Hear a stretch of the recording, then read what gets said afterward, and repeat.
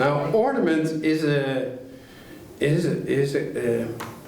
of course, a totally historically correct subject, right? But thank God I'm not in a historically correct book, so that makes it interesting. Now, the notion of ornament, in the way I'm discussing it, is really different than let's say language theory or postmodern semiotics. The whole sort of notion of communication and meaning is really the worst. The darkest cloud that's been hanging over the 20th century is that of the linguistic turn, that's for sure. So if we just kick out language for a moment and then try to think what ornament is, it suddenly becomes much more difficult to understand. First, we have to understand that in the 19th century there was like two trends slowly splitting apart. They were both dealing with ornament. One was a group around the famous theoretician of ornament who wrote the Grammar of Ornament, which is Owen Jones.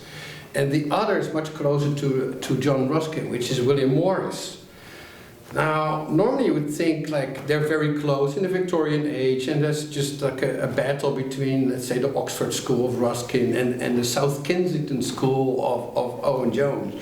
But it's much deeper, and lots of people have actually suggested that Owen Jones and this whole notion of what is called tessellation, that means there's a subdividing of a surface into a pattern.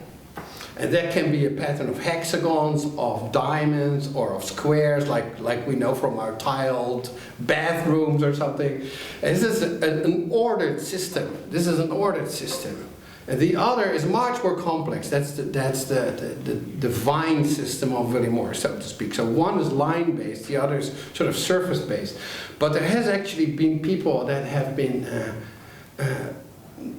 discussing this whole notion that actually the basis of modernism, of Mondrian, people like Mondrian and Malevich, is not in Cézanne or in Monet or in actually the fine arts, but actually in the applied arts.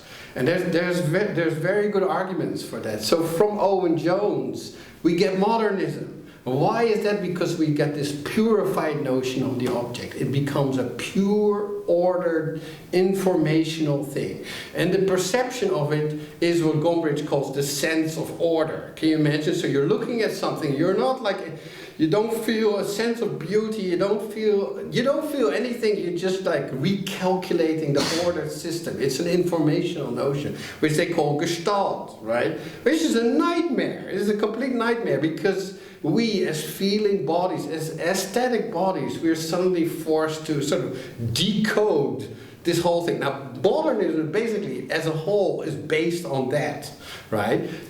So my matter of ornaments actually comes from this notion of Morris, which is much more complex, much more about entwining, about entangling, there you get the word again, about interlacing. There's this whole notion of something that is not in order. That doesn't mean it's deconstructed or that it's a failed notion of order, but there's a beauty to it, right? So the one is going straight into the confinements of the sublime, and the other is going into a sense of beauty. So there's this thing about ornament that makes it opening up a whole world of feeling that we haven't heard of in 120 years. Right? Because in the late 19th century, we were all discussing Einfühlung, right? How you feel into something, how you would sympathize with an object. Sympathy was not then at that time psychologized, right? It was not something between you and your dog, or between you and your neighbor, but actually between you and a vase, or between you and a cloud or a mountain, right? The famous example of Ruskin that I'm using is this mountain. He's looking at it, and he sees the pattern emerge, and he shares his life sympathetically with that mountain. So there's this whole notion of bodies that feel and how they relate to each other that is expressed by ornament. So it is also a notion that goes directly against the whole basis of modernism, which is the purification of the object. Modernism, Bauhaus, right, which eradicated the ornament, right? It's almost like a colonialism, right? Where you would have Adolf Loos. He wrote this famous book, Ornament und Verbrechen. This is ornament and crime. You read that book, you see it starts with ornament and it ends with tattoos of criminals on death row, right? This is, why do they have all these ornaments? Yeah, because they're close to crime, right? So ornament and crime are very much related, very much related. Now, that clearly at the end of what I'm writing is actually Loos is the criminal, right? With him, this whole politics of cleaning up and purification started. And it's also a way trying to rethink ornament without, let's say, the whole range of postmodernism, because we have been trying to get ornament back into aesthetics, but that's always as this sort of semiotic little thing that's added to the object, right, just to make the masses happy.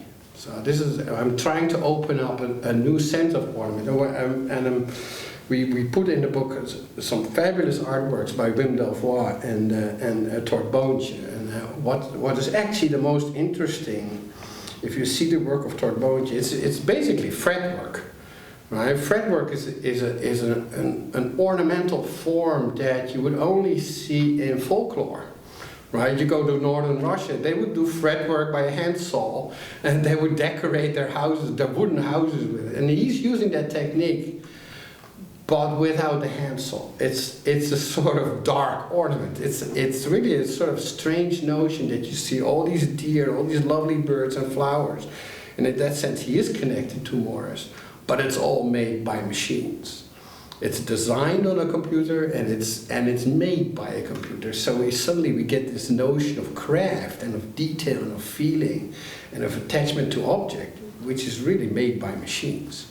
And I think that in the work of both Delvoye and that of Boontje, you see that sort of strange mergence of technology and ornament.